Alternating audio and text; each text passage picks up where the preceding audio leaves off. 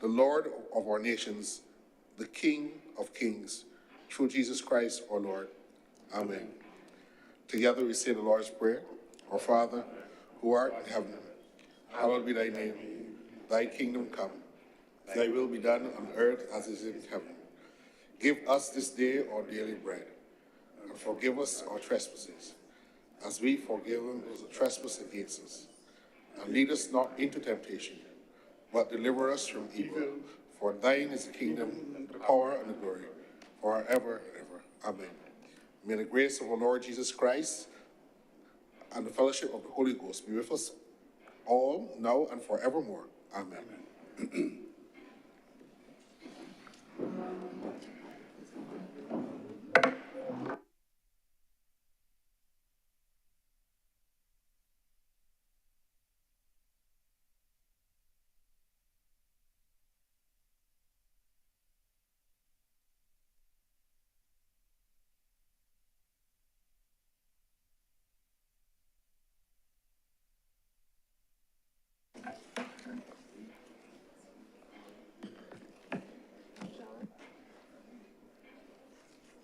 I make Andre say the prayer one is this. I make you say personal this.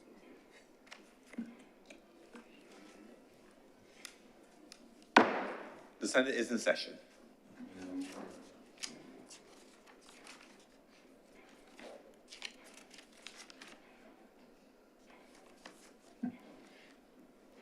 Messages from His Excellency, the President.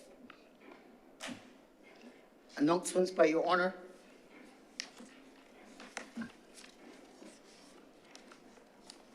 Before getting into the more everyday announcements, I want to take this opportunity on behalf of the Honorable Senate to congratulate our new President, Lieutenant Colonel the Most Honorable Jeffrey Davidson Bostic, of His Excellency, the President of Barbados.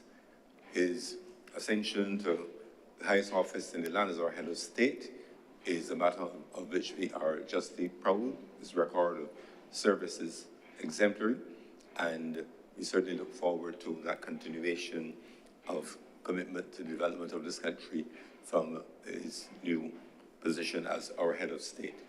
The Honorable, His Excellency the President, or the President of our country, is really part and parcel of our Parliament. Parliament is the head of state, the Honorable the Senate, and the House of Assembly.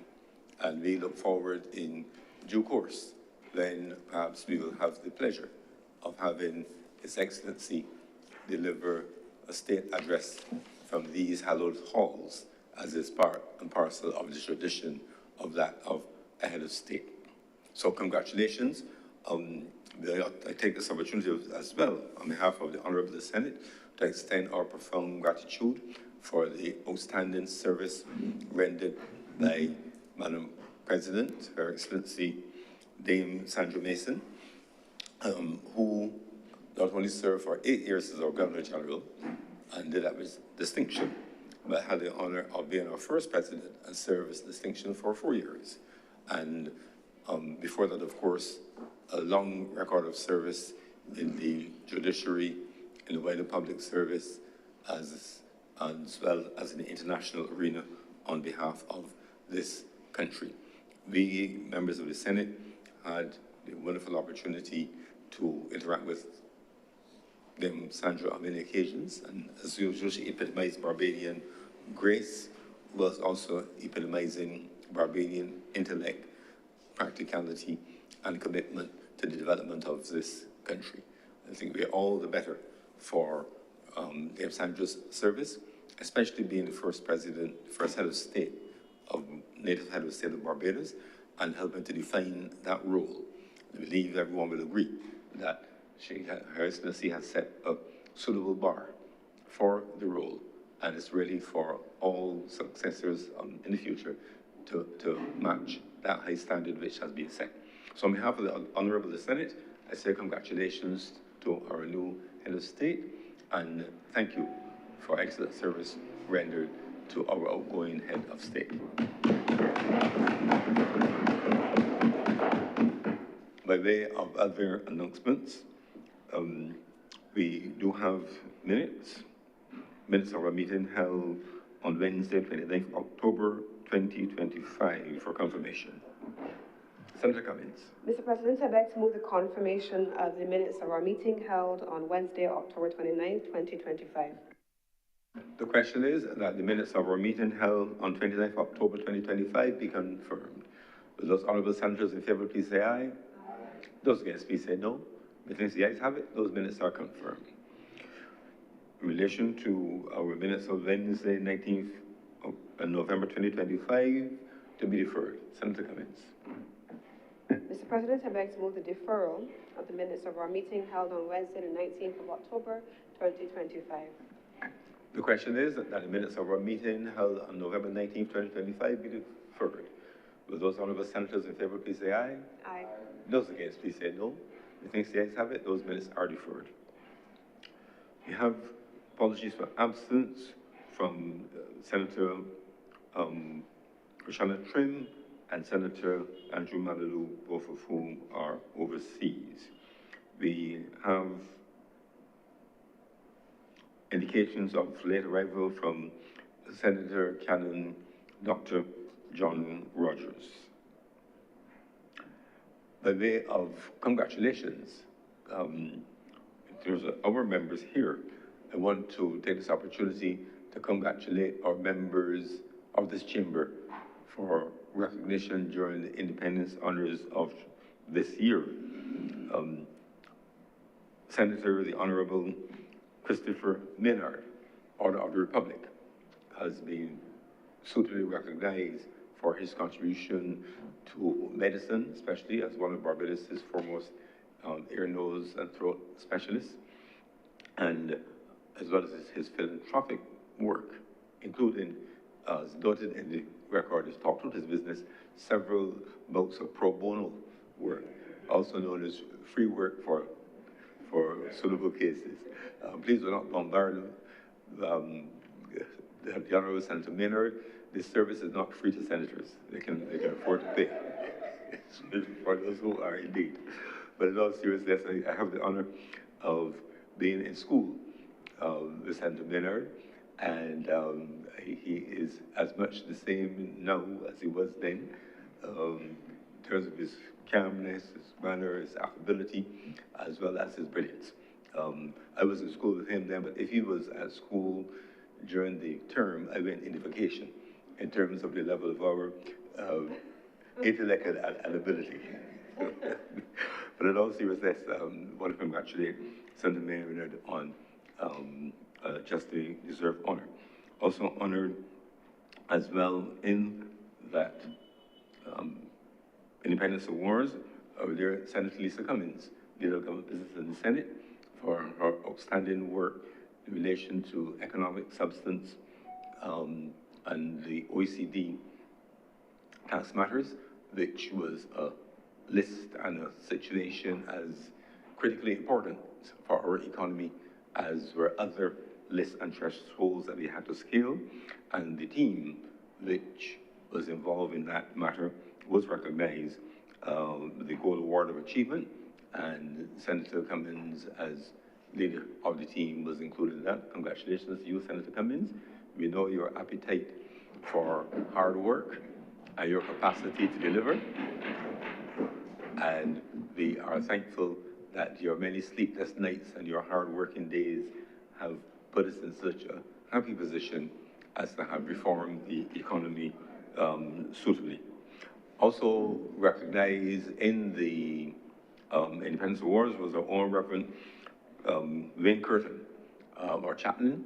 He was awarded the Barbados Service Medal, especially for his work in the community. As you know, he's a proud man of the city, and his work in the city at large, but especially the areas around the St. Mary's Church, long before he was a man of the cloth, and well being a man of the cloth. He does much work around Barbados, but generally you cannot take the city out of Reverend Wayne Curtin, and so he was suitably recognized for the excellent work in the community. So I want to say congratulations to the honorable senators on their preferment.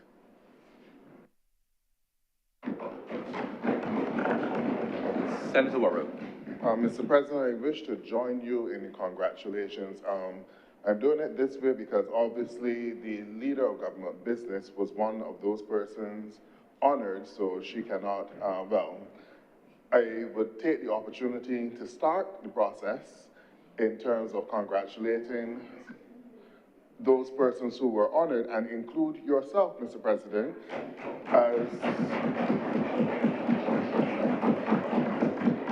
as you two received an award for your work on the committee, and also to congratulate the Honorable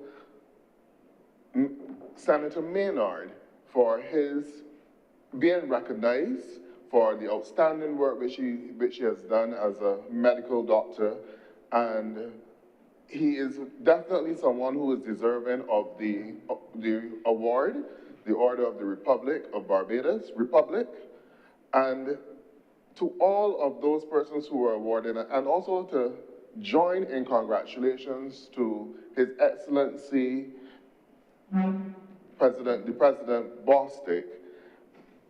I do believe that from his presentation at Kensington and his initiatives as outlined, that he will also blaze a trail and be recognized in years to come as being one of those outstanding presidents of Barbados.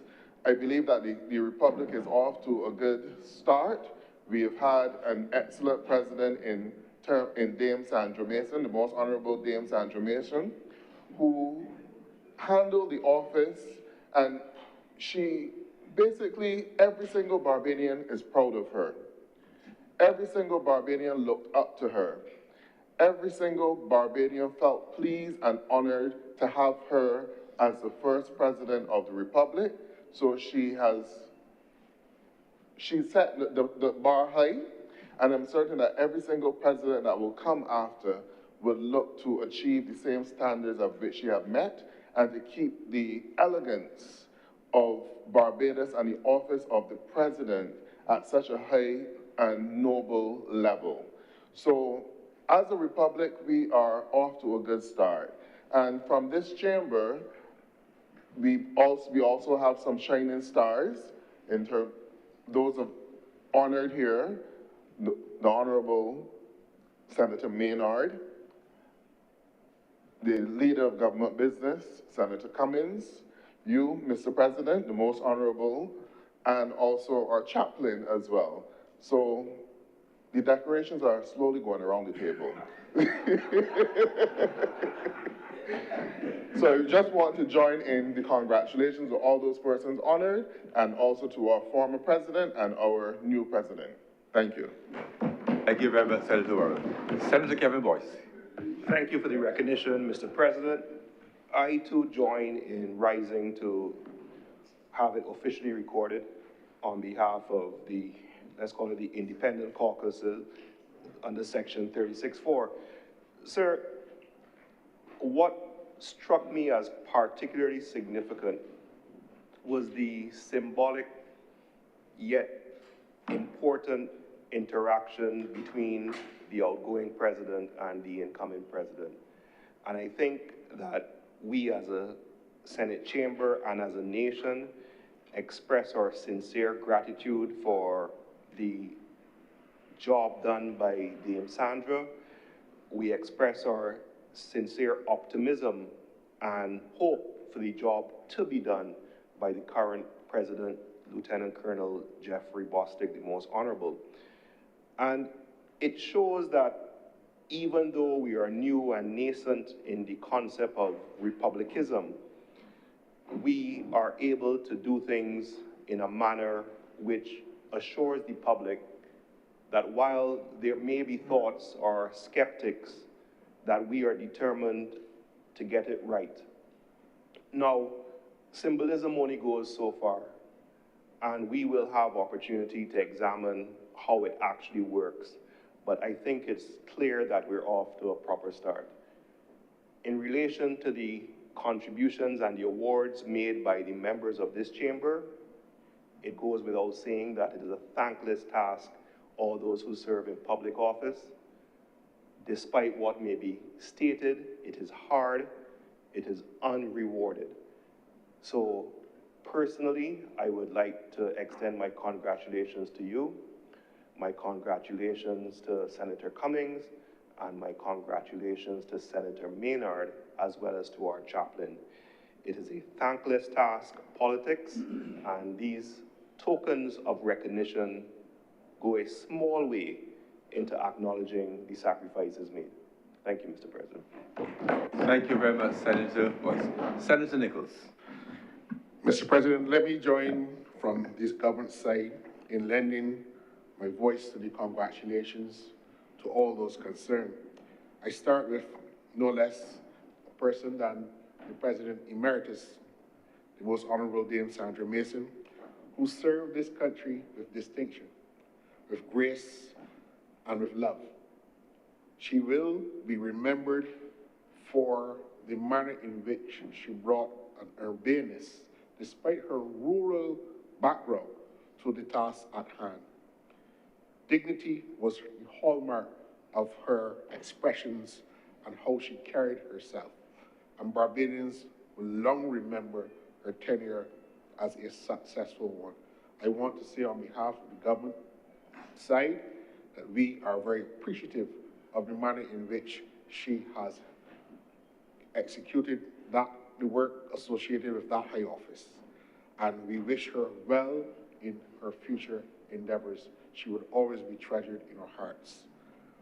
I would also want to formally congratulate from this side the Most Honorable Lieutenant Colonel Jeffrey Davison Bostic, whose rise to the highest office of our land will typify the example for all to follow, that your humbleness of station, that your circumstances of birth can never determine your destination.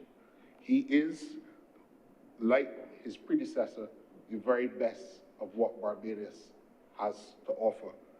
He is our president, and we pledge our support to make his sojourn and his time in this office as members of the Senate a successful one, and we look forward to his work he's begun by giving us a challenge, and we hope that we can do everything to assist in making his vision something that is realizable. Sir, you have served this country for many years. The office of President of the Senate is your current destination.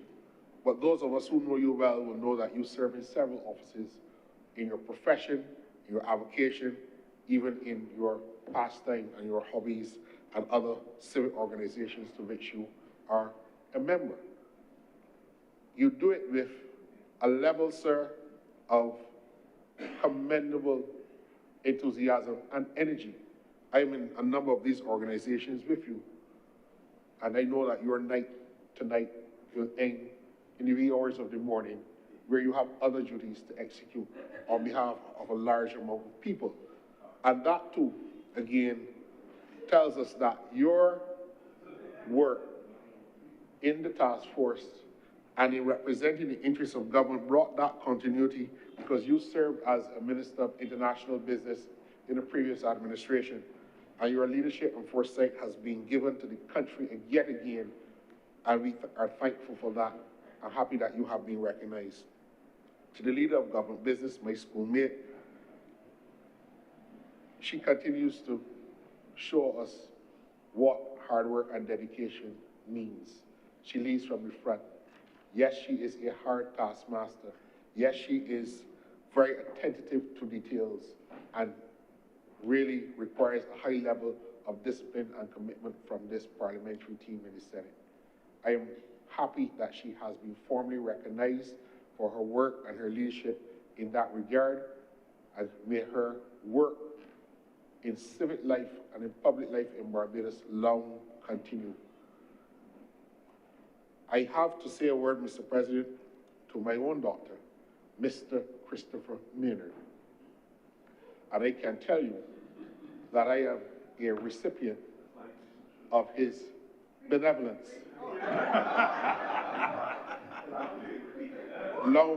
Long may that association continue.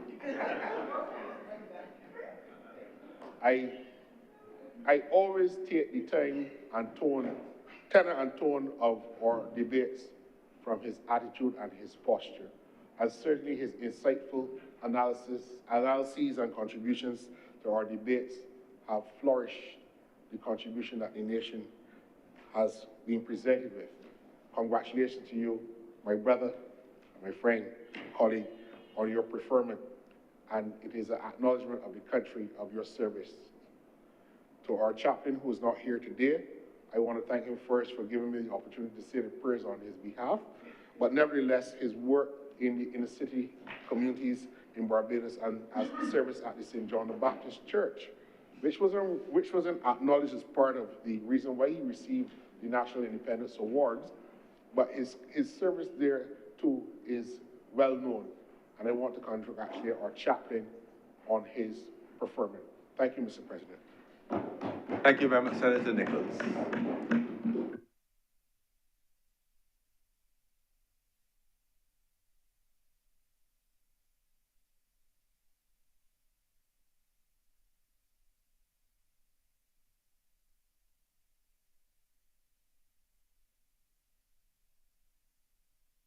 Senator the Honorable Christopher Maynard. Thank you, Mr. President. I'm struggling to decide which to respond to first, Mr. President. Mr. President, I thank all my fellow senators for the kind words, and I thank you as President in particular. I believe, sir, that our old headmaster, now deceased, if he could only see what has happened to his pupils, would be very happy.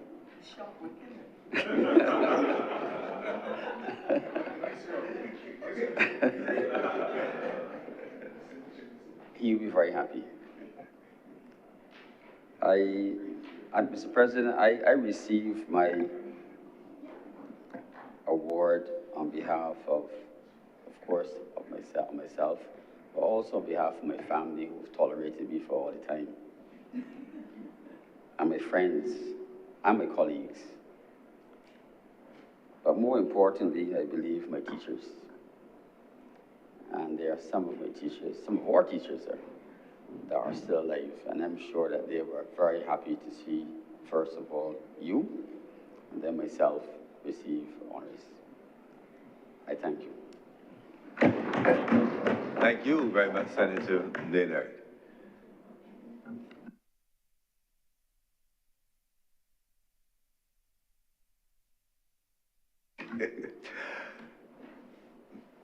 Please proceed with the order paper.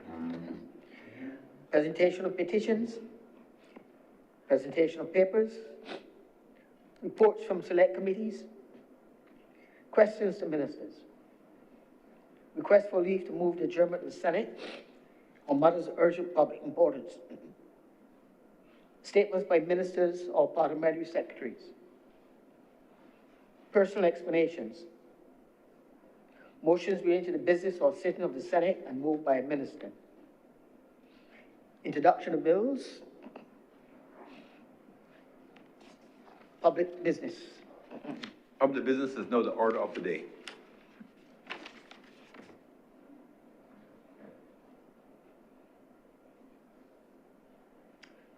I beg your pardon, sir. Maybe revert to introduction of bills? Certainly. Introduction of bills.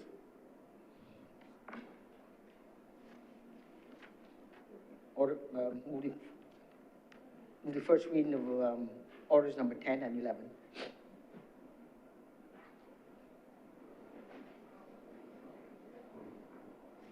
Senator Cummings.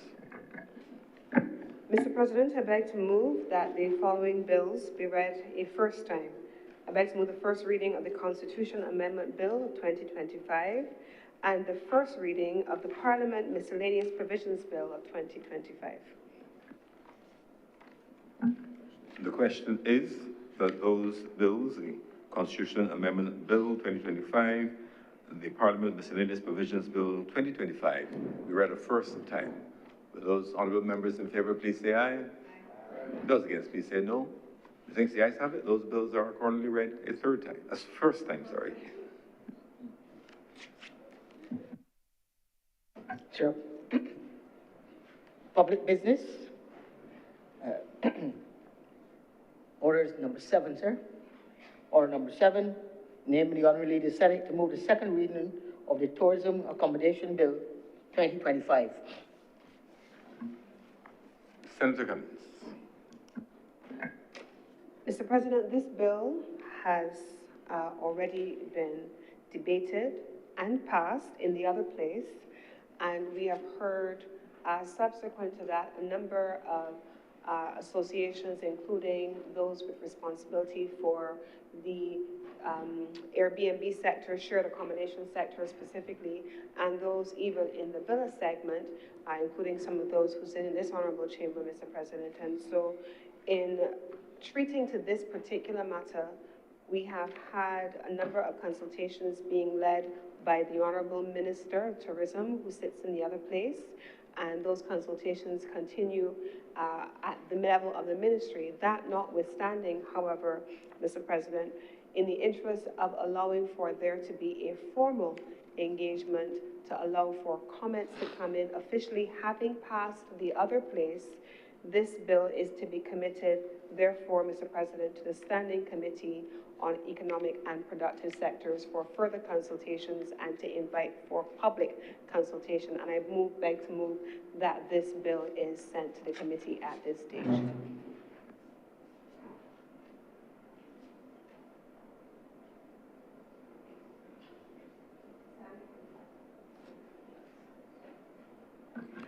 The question is that this bill, the Tourism Sector Combination Bill, be referred to the Standing Committee on Economic and Productive Sectors. For those honorable senators in favor, please say aye. Aye. Those against, please say no. I think the ayes have it. Order number 8, in the name of the Honorable Leader of the Senate, to move the second reading of the Barbados Tourism Product Authority Repeal, Transfer of Assets and Liabilities Bill 2025. Senator Cummings. Mr. President, in the same vein, these matters were done as a cognate debate in the other place, and so on that basis, they will be treated, proposal is for them to be treated in similar fashion at the level of the Committee on Economic and Productive Sectors. I beg to move that this be sent to the committee at this time. The question is that the Barbados Tourism Product Authority Repeal, Transfer of Assets and Liabilities Bill 2025 be referred to the Standing Committee on Economic and Productive Sectors. Will those honorable senators in favor please say aye? Aye. Those against please say no. Methinks the ayes have it. This bill is therefore referred to the Joint Standing Committee on Economic and Productive Sectors. With respect to both those bills, sir, the relevant message we produce for your signature to go to the other place during the course of the day.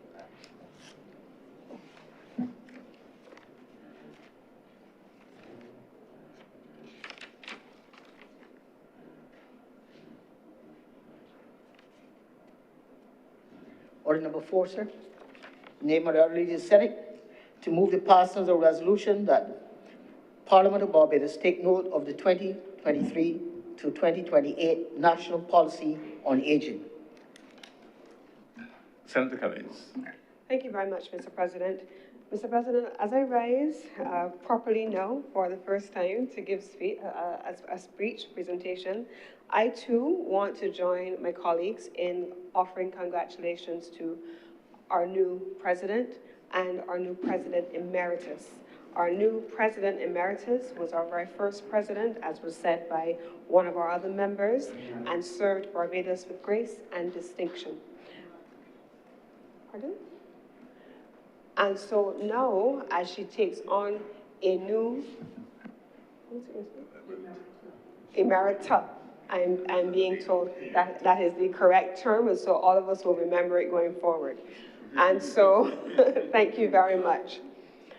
And so, having served Barbados with a level of distinction and grace and class in her service as first Governor General and then as the first President of Barbados, we wish her well in her new role as Madam President in a past tense. And we equally, Mr. President, I certainly want to offer my congratulations to our new President. I first met His Excellency, the Most Honorable Lieutenant Colonel Jeffrey Bostic, when I served in Washington as first secretary. I was first secretary in our embassy in Washington, D.C., and he was our defense attaché. Our offices were side by side. And so that was my first encounter with him. And he has remained an officer and a gentleman and now a statesman in whom I am so proud and I'm very well pleased. And I wish him all the very best. I too also want to lend my voice in congratulations to the members of this honorable chamber who have been awarded, and to thank those of you who have acknowledged my team and I for our work. Now, my team and I, we work very closely together with the Attorney General's team, and that which includes our own president. They on the side of anti-money laundering and terrorist financing and the Financial Action Task Force, and my team on the compliance, economic substance, and OECD blacklisting matters. And they collide more often than not in the same spaces. And I want to commend all of the team members, including those who don't sit in this chamber and who ordinarily would never be seen, but it is a recognition that sometimes we lead teams that are often invisible, but their work is significant. And I want to take the opportunity to recognize the members of the International Business Unit and all of the agencies that constitute the Financial Action Task Force team led by the Honorable Attorney General, including His Honor, our President. I want to thank also Senator Maynard for his outstanding service for which he was recognized this weekend. He is very much one of the foremost voices on medicine in this chamber, who speaks on any matters relating to health and health services, and he is in his own right an accomplished ENT specialist and an accomplished medical practitioner, and I am happy to share space with you, Senator Maynard. And equally so, in the absence of our chamber, our chaplain, who is not here, I want to congratulate him on his award. Now, as I stand here today, all of the persons that we have just spoken about fall within a certain category where they have spent some time giving their lives to service to our nation. And I stand here today to speak about those in a different category who have also given their life in service to our nation in a different way, our aged, our elderly. And so as I go into this policy on aging, I want to acknowledge them as well for having served our nation well, for having been this nation's nation builders, for having been those on whose shoulders many of us now stand. Much like Senator Maynard's teachers, I remember being a young girl at the St. Michael's School, and one of my teachers said, I would grow up to be a terrorist. I never forgot that. Not sure why she thought that day, but I think I had scribbled something on a... I think that many of our teachers will be very stunned to see both Senator Nichols and I in our respective professional spheres. But just like you, Senator Maynard, and you, Mr. President, I think many of our teachers are happy that we didn't become what they thought we were. But, Mr. President, I think that as we discuss today and we debate this national policy on aging, the point that this particular policy is attempting to rationalize is how we see our elderly in our society. We talk about, as a country, the village that raised us, and we heard that certainly in the People's President's very first speech out of the bat, the people whose shoulders he stood on. And equally so, there are all of us, I am sure, who can identify the people whose shoulders we stood on. For me, it was Granny Holder and these other. There are always people in our community who looked out for us. So as I rise to speak today on this 2023-2028 National Policy on Aging, this is a document that goes, in this context, far beyond social policy. It goes far beyond policy even, but it is at its core who we are as a people. It is a statement about who we are, yes, the values that we have held, the kind of Barbados we want to build for generations still to come, and the kind of Barbados that we have inherited from those who have gone before, Mr. President. What we are also looking at simultaneously, Mr. President, is a Barbados for the future, not in 2 decades, but a Barbados for today. And why do I say that, Mr. President? For the very first time in our history, and we've talked about that here in this honorable chamber in many incarnations, but we are an aged society. There are persons we are dying, we are living, we're not reproducing as fast as our birth rate has exceeded our birth rate has exceeded, I'm going to come back to that, Mr. President. So we have a country where, I don't think I've had enough coffee yet for the morning, I probably haven't had any at all, but a country where, Mr. President, the proportion of older persons in this nation has grown so significantly. It really has. And it now shapes every sector of our national development. It tells us how we should design communities, how we should write policy, how we should structure families. It tells us about the way that we should prepare for natural disasters. Mr. President, as we look at what happened in Jamaica a few weeks ago, now not even months yet, we think about what could possibly have been the fate of those older persons in the community. I certainly saw on social media one woman, an older woman in a wheelchair, couldn't move, but she lived in a house with a slat roof. And when those persons in her community around her, their houses were blown away by the winds or they were taken over by the floods, 30 people were able to shelter in this woman's 1-bedroom house until the storm passed. She was a grandmother in that community. Even how we respond to disasters and how we live in our communities, our elderly are an essential part of that conversation. So now, this policy, captured at order number 4, is effectively translating that reality into a lived policy document. It does so with clarity, with ambition, but it also does so with honesty. And as I get into the actual weeds of what is captured in the policy, I want to be able to share what the policy intends to do, why it is necessary, and what the government has done so far. It is estimated, Mr. President, that by 2050, 1 in every 5 Barbadians will be over the age of 65. By 2050, 1 in every 5 Barbadians will be over the age of 65. Our fertility rate has fallen. Many of us, including many of us in this chamber, have between 1 and 1.5 children. That's the average for most families. I certainly have 1. Our working age population is shrinking. Our life expectancy continues to increase. We came here, Mr. President, and we talked about the reform of the National Insurance Scheme because as people lived longer and they got older, they were drawing on the National Insurance Scheme for a much longer time than in previous generations. And so with these shifts came pressures on a couple of things: pensions, long-term care, chronic disease management, labor market participation, and the design of public services. Mr. President, I remember being at an awards one year when we were celebrating International Women's Day, I believe it was, and we were celebrating a woman who was 75 years old and she was still working. And I remember being caught in my mind trying to figure out, am I really comfortable with the idea of celebrating a woman at 75? She was working in the private sector, working at 75, because does that say to me that she has a need to keep working because there's no support system, either by family or that her workplace has not created a lifeline for her? Am I really comfortable celebrating 75? And she was struggling at the time, Mr. President. So we have to be able to have systems in place that allow for pensions and labor market participation, especially for our elderly, and how our public services are designed.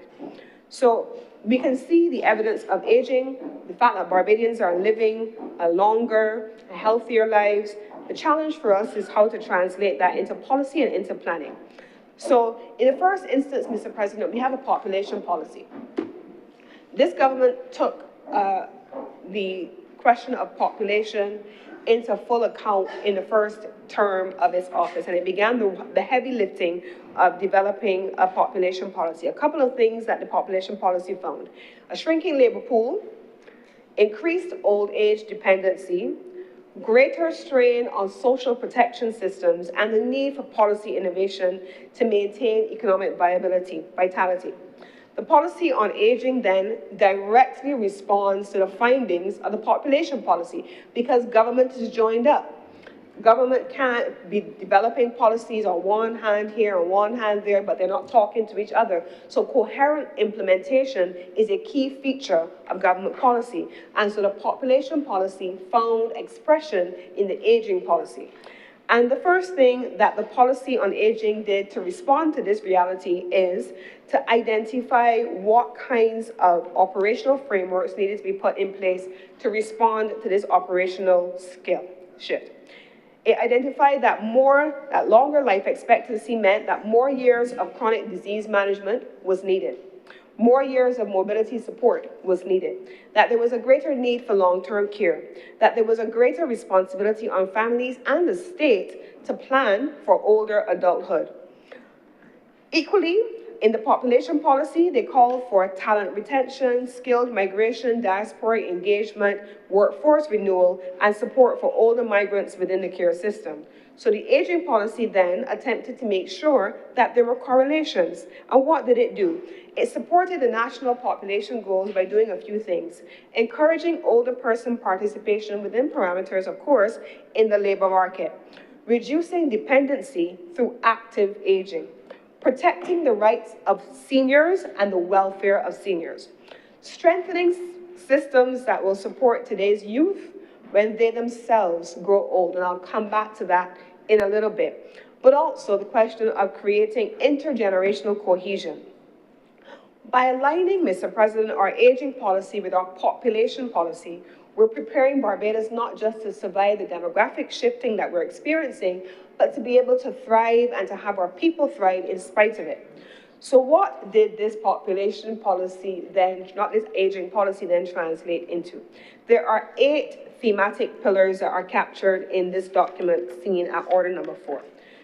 First pillar is financial and economic security, social security, health and social services, the physical and the built environment, the social environment, legislation and rights protection, long-term care, and then here is one of the ones that I spoke about earlier, but we certainly can all agree on: pandemics, disasters, and emergency situations. What do we do for the elderly in these scenarios? This, Mr. President, is the most comprehensive aging framework that has ever been adopted in Barbados, but it is not to say that work on aging has not always been done. And I took a moment, Mr. President, to look back, not 5 years, not 7 years, but over the course of 10 years or so, to look at what the frameworks were for Barbados on aging. And I found a couple of things. I'll come to those in a moment. But the policy, as it stands now before us, creates a number of shifts. The first shift, Mr. President, is from passive welfare to a rights-based approach. Older persons are recognized not as dependents, but as citizens with rights, agency, and voice. That's the first shift that this policy captures. The second shift is from fragmented interventions, as have always existed in different parts of the government system. You may have support coming from the welfare department, support coming from the social agency, support coming from NIS, support coming from the Prime Minister's office, support coming from the Ministry of Health, and they have all been fragmented approaches catering to one specific demographic group. This particular policy, by codifying everything in one place, shows that we are translating from fragmented interventions to coordinated national systems. So aging is no longer the domain of one single ministry, it is an all of government ministry with a coherent policy for all to follow. Shift 3 is from aging as a burden to aging as a growth opportunity. A few years ago, one of the colleagues approached me on the business side of the ministry to say, Lisa, do you know that there is a silver economy? So we've always talked about the blue economy, the green economy, the orange economy, and there's a silver economy. And their rationale was that Barbados, as an aging society, needed to be able to create a framework for a silver economy. And so that silver economy is captured in this policy. The silver economy embraces and acknowledges the economic power, expertise, and entrepreneurial potential of older adults. This week, Tuesday, Mr. President, one of my team members retired. She is one of my most amusing team members, and we had a special send-off for her as she left. We organized for a limo to come and pick her up from home and bring her to work. When she arrived at the ministry, all of the staff was standing outside waiting for her and creating a guard of honor for her to come in, and she was so overwhelmed, she was in tears. But one of the things that I said to her in my speechifying that morning was that there is so much value in persons who have the institutional knowledge of our system. They have worked in the system, they understand the mechanics of government, and we as a country need to find a way to tap into that institutional knowledge. And I said to her, once a member of this team, I need you to always understand that you are always a member of this team and that you have a place to always come and mentor those who come behind you, the younger ones, and to be able to share your knowledge, your skill, and your expertise. And that really, Mr. President, has to be a central feature of how we create that silver economy, bringing and utilizing the skills of those who have served our nation well, our institutions well, and bringing them back, even post-retirement, into the system to support the transfer of knowledge, skills, and expertise. The fourth and the final shift, Mr. President, is from informal caregiving to structured long-term care. Families, Mr. President, we have a challenge in this country. And every year, especially at this time of year, you hear our health officials talking about that challenge. Senator Maynard would know it better than most of us. But we see many families taking their elderly family members to the hospital and leaving them there. And I don't want to raise my hands in judgment to that. I just know that I cannot imagine the idea that the person who raised me, who cared for me, who took care of me, who sacrificed for me, that when I am capable, even if it is hard, that I am just going to take that person and abandon them when they're unable to help themselves and leave them in a hospital. Because when I, as a young person, couldn't do for myself, they did for me. I don't understand the idea of dumping our elderly in an institution and never looking back at them. I most definitely also don't understand the idea of dumping our elderly while still simultaneously happily taking the benefits that are assigned to them by way of their pension checks and their support services. I don't understand that. But while I find that behavior deeply problematic and heartless, I also, Mr. President, am very clear that there may very well be those persons who are caregivers who just don't know where to turn for help, who themselves are struggling and don't know where to turn to get help for themselves, and they feel as though that is the safest place for their elderly, no matter how misguided it may be. But the idea of there being the need for a structured long-term care facility is a central part of this policy.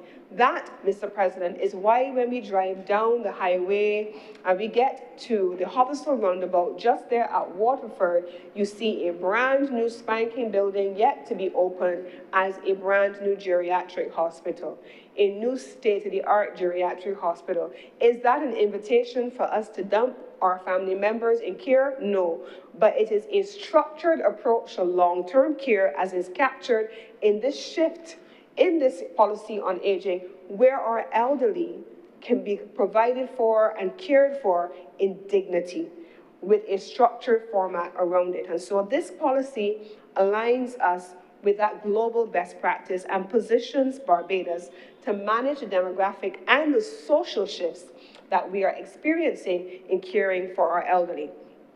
Now, I took the time in preparing for today to see what other countries have done, because you always hear about what other countries have done, and obviously Barbados has to develop that which is fit for purpose for us in our circumstances.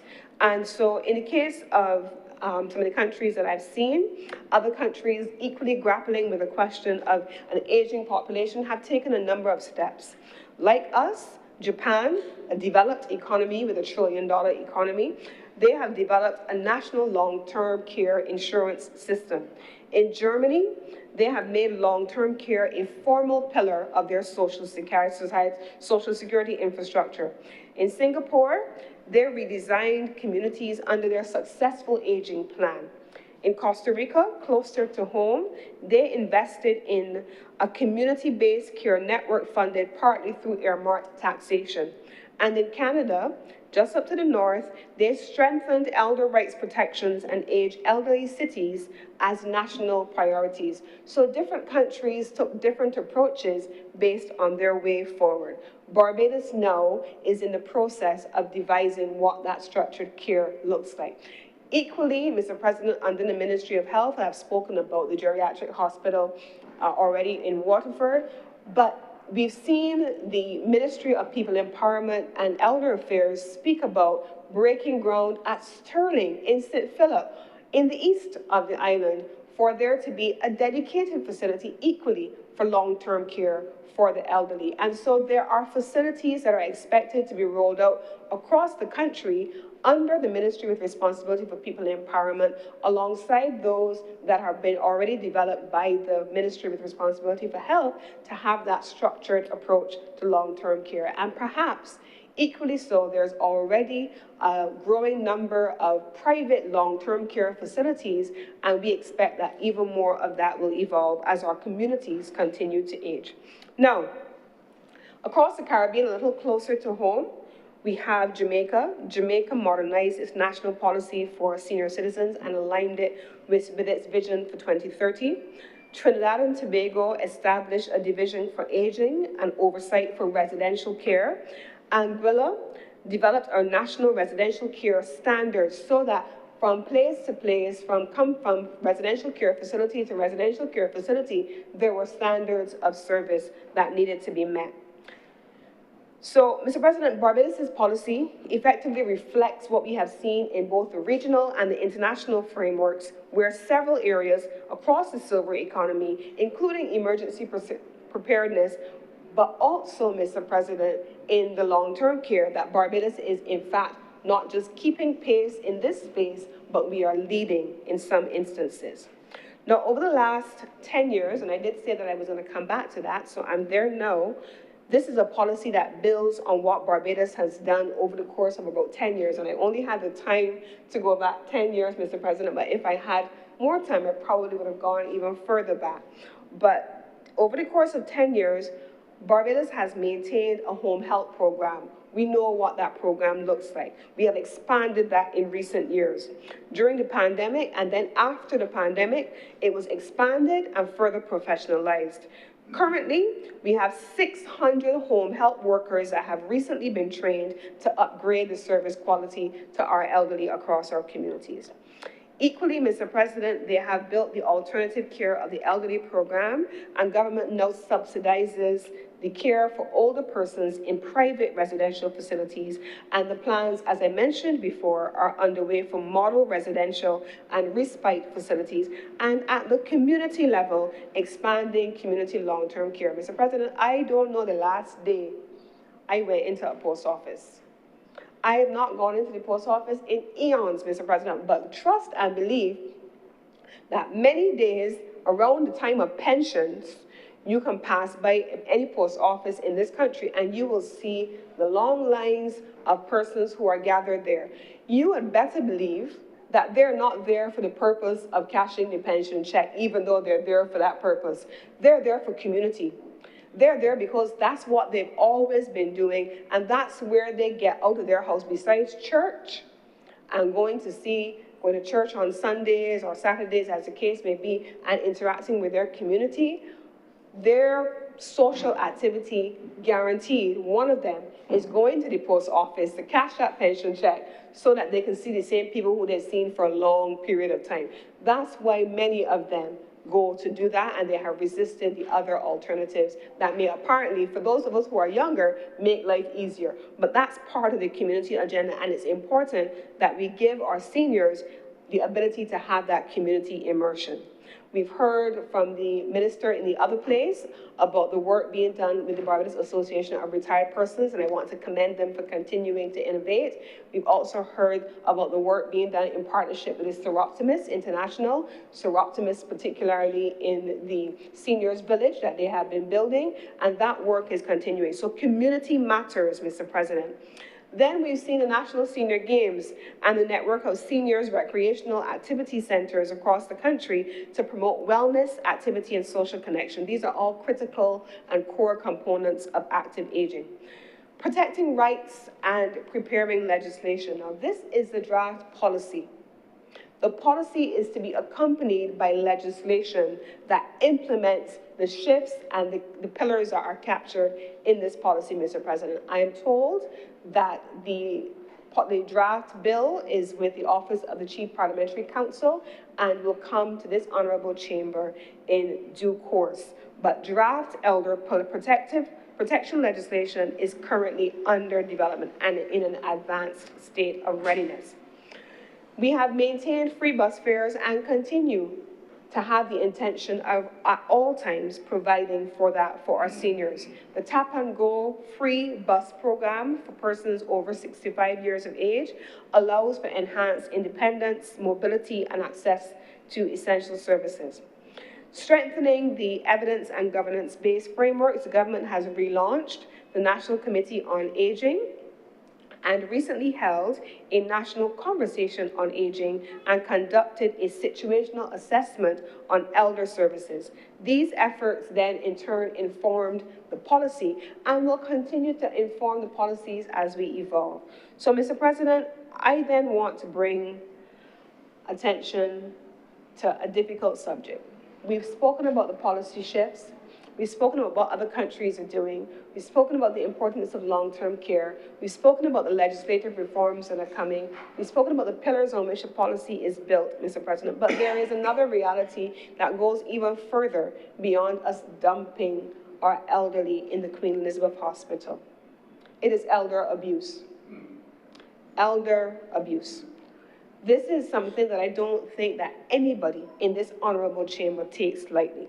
The idea, Mr. President, and I think I remember seeing that video, and I'm not a huge, I don't see a lot of stuff that gets circulated, but because it was on the mainstream news, I saw this one just up the road in front of Belmont Road, in front of the credit union, an elderly gentleman with a young, able-bodied man that all he has to do is get up and go and look and find some work and not try to take something that somebody else has worked for.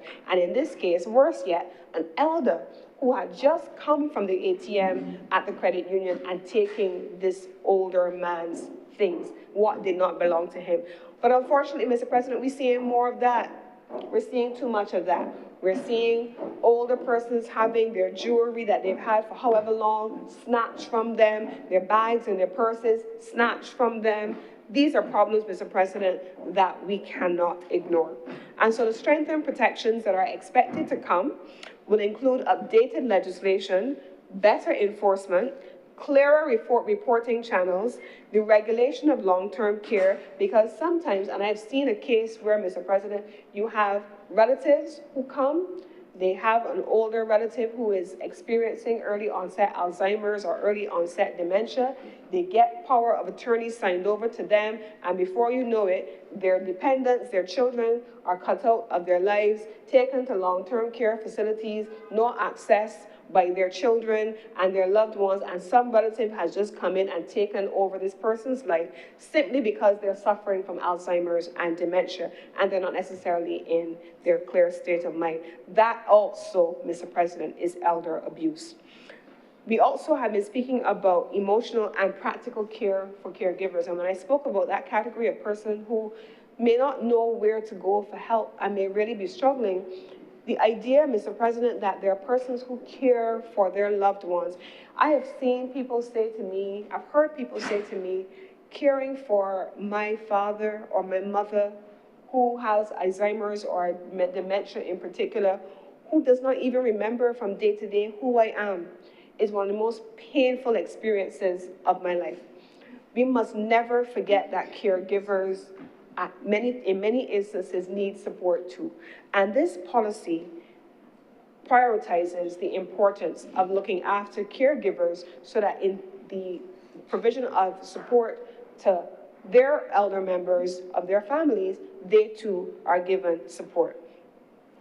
So as we move more and more into a Barbados where our Barbadians are living into their 70s, their 80s, their 90s. We have centenarians that every time we turn around, we see the president toasting them, and they give us all of these anecdotes on longevity and what we need to do.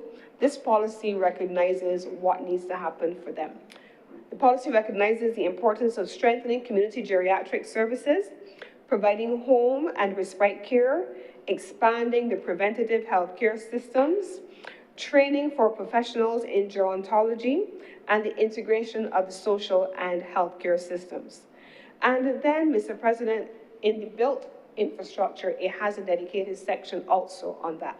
What does Barbados's built infrastructure need to look like to support our aging population? The policy therefore calls for accessible public buildings, safe sidewalks and crosswalks, reliable and senior-friendly transportation, age-friendly housing developments. What was it, Mr. President, the Golden Girls? You remember watching the Golden Girls, where these ladies lived their best lives and they were living in a retirement facility with all their friends and they were able to have all their social activities, but their houses were designed for them to cater to their needs at that age and stage. Retrofitting grants and support. So if you have a home and you want to be able, after you get 17, 18, 19, there should be a provision for you. You're not working. What would be the provision, what would be the support mechanism that would allow you to retrofit your house? You may need a ramp because you've had stairs before. How do you have access to those resources, Mr. President? And I've already mentioned about the importance of community hubs that promote interaction. I spoke earlier, Mr. President, about where Barbados is also innovating in this policy, and it is specifically also going to come into the pandemics and disaster preparedness section of the policy.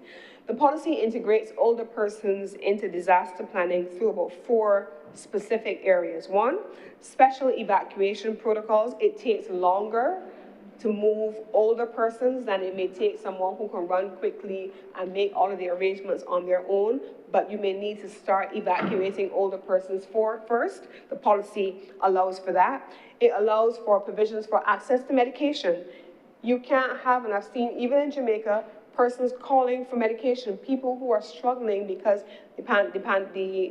the climate event has happened, the hurricane has passed, they're in a shelter, but they no longer have access to the medication, especially in a country that is grappling with non-communicable diseases. How do we make sure that they have adequate supplies of medication until such time as they're past the immediate worst of the danger?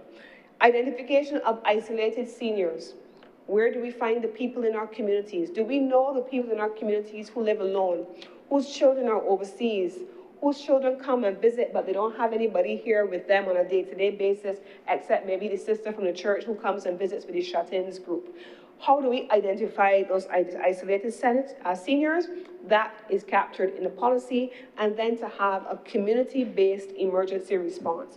You will never know as an outsider what a community knows as an insider about the people who live in a close-knit community. So how do we work with communities and community leaders to be able to identify seniors in need of support?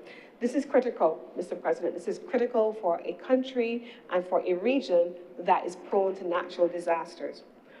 But then, Mr. President, then we have this intergenerational conversation and it is captured in the policy. How do we bring our youth into the conversation? How do we raise a generation of youth that, like us, call their elders auntie or uncle or Miss Lisa or Mr. Chris? They give a level of respect even in the way in which they refer to them. How do we get that culture back in Barbados? And so the policy aims to help our youth to build empathy, participate in community service, innovate in the silver economy, support digital inclusion, learn from seniors as mentors, work in care, health, wellness, and the technology sectors, and effectively support a generation that then in turn supports each other, youth and our elderly supporting each other in a mutually reinforcing relationship, not standing apart. And we want to be able to build that Barbados. Now, the silver economy that I mentioned earlier is valued globally at over 15 trillion with a T dollars. For Barbados, there are opportunities in a couple of areas, and I pulled these out obviously as Minister with responsibility for business, wellness and rehabilitation services, assistive and smart home technologies, accessible tourism, senior entrepreneurship, housing retrofits. I just mentioned that if we need to be able to change our houses and how we equip our bathrooms and our stairwells and our steps and our entrance points, how do we have an economy that supports that? Financial products for retirees. They may not have a salary or an income, but they may have assets. How do we provide financial services for them? The creative and cultural heritage industries. You can't know the creative and cultural heritage better than them because they have lived it. Home and community care markets.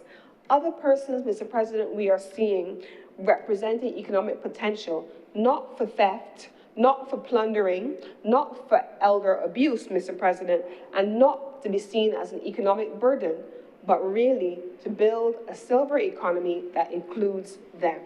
So here's where the work begins, Mr. President. To deliver this vision, the policy will require a few things: strong governance and coordination, annual implementation plans, dedicated budgetary allocations, data, research, and monitoring frameworks, public and private sector partnerships. The government cannot do this alone. This must be a whole-of-country approach.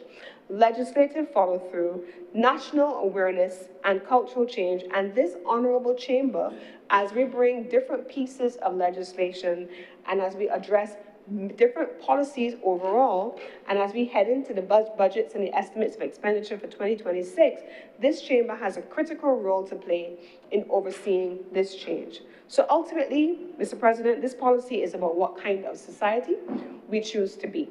It is about a Barbados where older persons must not be allowed to feel invisible. It is about a Barbados where they must instead feel valued, respected, and protected. And then in closing, Mr. President, it sends a message to every older Barbadian. You mattered then, you matter now, and you will matter to Barbados for all the years ahead. And with these few words, Mr. President, I beg to move that this resolution do not pass.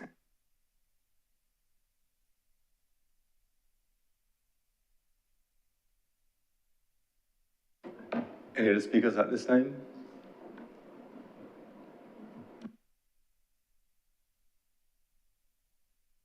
Senator Cummings. Mr. President, I beg to move that we suspend further deliberation of this item until a date to be determined. The question is that further consideration of this resolution be postponed. Those honorable senators in favor, please say aye. Aye. Those against, please say no.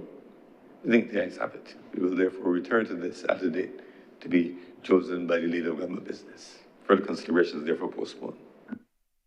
Senator Cummings.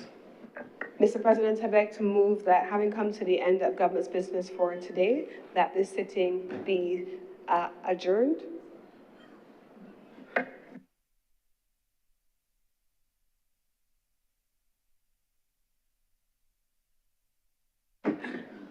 I beg to move, Mr. President, that this sitting of the Senate be suspended for lunch to resume in 1 hour at 1:30 p.m.